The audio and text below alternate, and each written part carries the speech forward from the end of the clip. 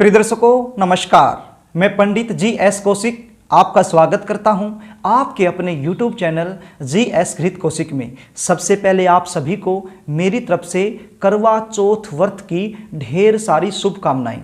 आज मैं आपको बताने वाला हूं साल 2022 में करवा चौथ का व्रत कब रखा जाएगा, पूजा का विधान क्या रहेगा, व्रत के दौरान हमें क्या करना चाहिए, क्या नहीं करना चाहिए, चंद्रोदय का सही समय क्या रहेगा, दिन भर की कड़ी तपस्या के बाद रात्रि में व्रत का पारण कब और कैसे करना है, इन सब के बारे में शास्त्र सम्मत सटीक जानकारी आपको देने वाला हूं।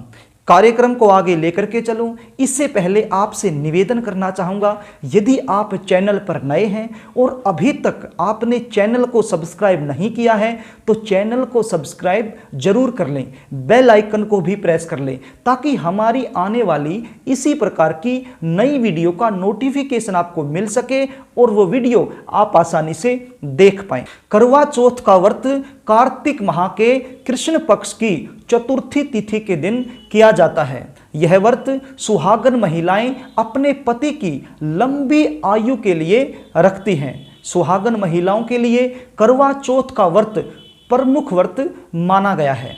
करवा चौथ का व्रत रखने वाली सुहागन महिलाओं को इस दिन 16 श्रृंगार करना चाहिए, सजना चाहिए, संवरना चाहिए। इस दिन विशेषकर लाल रंग के वस्त्र धारण करने चाहिए। यदि लाल रंग के वस्त्र नहीं हैं तो पीले रंग के वस्त्र भी धारण किए जा सकते हैं, लेकिन काले और सफ़ेद रंग के वस्त्र से बिल्कुल इस दिन बच के रहना है।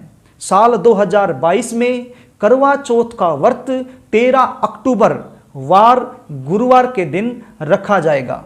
चंद्रोदय का जो सही समय है वो रात्रि 8:10 रहेगा। करवा चौथ का व्रत सुहागन महिलाओं को निर्जला एवं निराहार करना चाहिए। यह व्रत सूर्य उदय से लेकर के चंद्र उदय तक रखा जाता है। अब बात कर लेते हैं इस व्रत के विधान की। इस दिन आपने सुबह जल्दी उठना है, स्नान आदि से निवृत्त होकर के लाल रंग के वस्त्र आपने धारण करने हैं। उसके बाद अपने से बड़ों का आशीर्वाद प्राप्त करना है। इसके बाद सास के हाथ से बनी सरगी का आपने सेवन करना है। यदि आपके घर में सास नहीं है तो आप जेठानी के हाथ से बनी सरगी का भी सेवन कर सकते हैं। और यदि आप घर से कहीं बाहर रहते हैं, वहां पर आपकी सास भी नहीं है, जेठानी भी नहीं है, तो फिर आपकी सास आपके पास कुछ पैसे भेज दे, उस पैसे से आप सरगी का सामान खरीद लें और खुद सरगी तैयार करके उसका सेवन कर सकते हैं। अब सरगी में आपने कौन कौन सी चीज़ें शामिल करनी है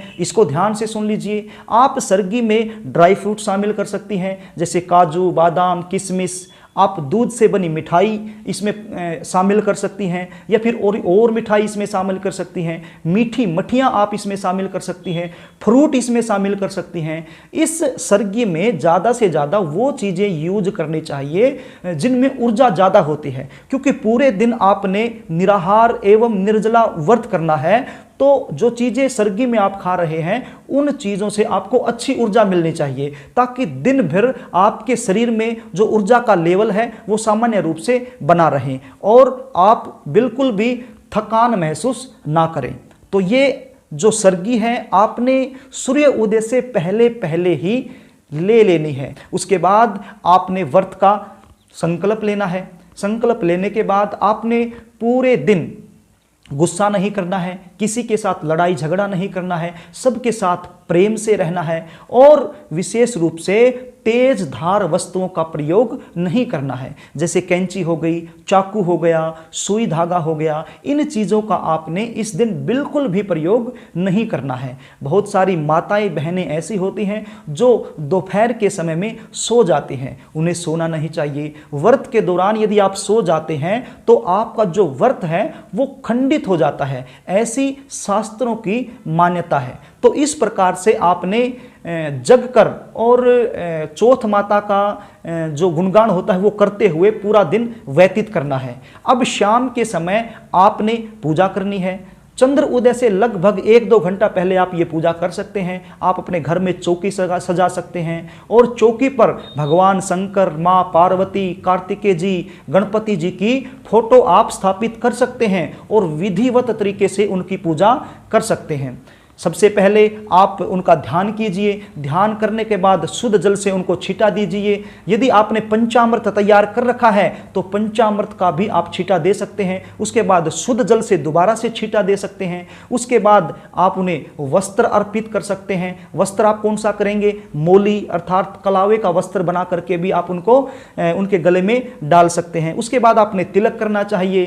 तिलक करने के बाद आपने पुष्प से बनी माला अर्थात फूल माला आप उनको अर्पित कर सकते हैं। इसके बाद उन्हें आप कुछ मीठा अर्पित कर सकते हैं, मिठाई उनके चरणों में रख सकते हैं। उसके बाद उन्हें फल भी अर्पित कर सकते हैं। उसके बाद आप उन्हें लौंग, इलायची, पान, सुपारी ये सब अर्पित कर सकते हैं और बाद में हाथ जोड़ करके प्रार्थना कर सकते हैं। उसके बाद आप अपने हाथ में थोड़े से फूल, थोड़े से चावल ले लीजिए और कथा आपने सुननी है। ये कथा आप अपनी सास के मुख से भी सुन सकते हैं, आप जेठानी के मुख से भी सुन सकते हैं। ये कथा जब आप सुन रहे हैं तो आपके हाथ में थोड़े से चावल और थोड़े से फूल होने चाहिए। लेकिन मैं आपको बता दूं, इस चौकी पर साथ ही साथ आपने करवे भी रखने हैं। करवे तो आप समझते होंगे, जो खांड के बनते हैं, जो शक्कर के बनते हैं, वो करवे आपने रखने हैं। उस करवों में आप गेहूं भी भर सकते हैं, उस करवों में आप खील भी भर सकते हैं। जो चावल से खील बनती है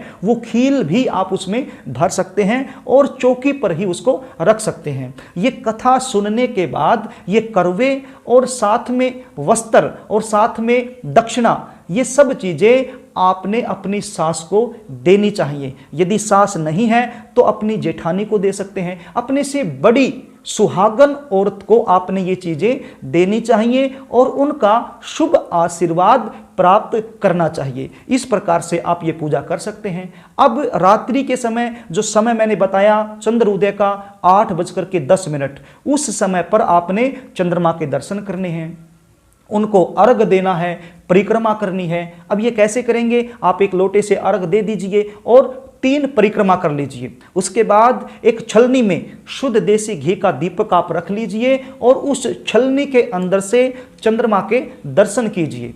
और चंद्रमा के दर्शन करने के बाद उसी छलनी से आप अपने जीवन साथी अर्थात पति देव के दर्शन कीजिए। उस छलनी के अंदर से ही पति के चेहरे को देखिए और उसके बाद आशीर्वाद के रूप में अपने पति के हाथ से जल ग्रहण कीजिए। इस समय पति अपनी पत्नी को कुछ मिठाई भी खिला सकता है। तो इस प्रकार से आप अपने व्रत का पारण कर सकते हैं। तो प्रिय दर्शकों, मैंने शुरू से लेकर के अंत तक जो भी करवा चौथ व्रत का विधान होता है वो मैंने आपको बताया है और आशा भी करता हूं कि आपको समझ में आ गया होगा और आप इसी विधि से ये व्रत करेंगे। यदि आपको कार्यक्रम अच्छा लगे तो वीडियो को लाइक कर देना, शेयर कर देना, कमेंट कर देना और अभी तक यदि चैनल आपने सब्सक्राइब नहीं किया है तो मुझसे जुड़े रहने के लिए चैनल सब्सक्राइब जरूर कर लेना। आज के लिए बस इतना ही, कल फिर मिलेंगे, तब तक के लिए नमस्कार।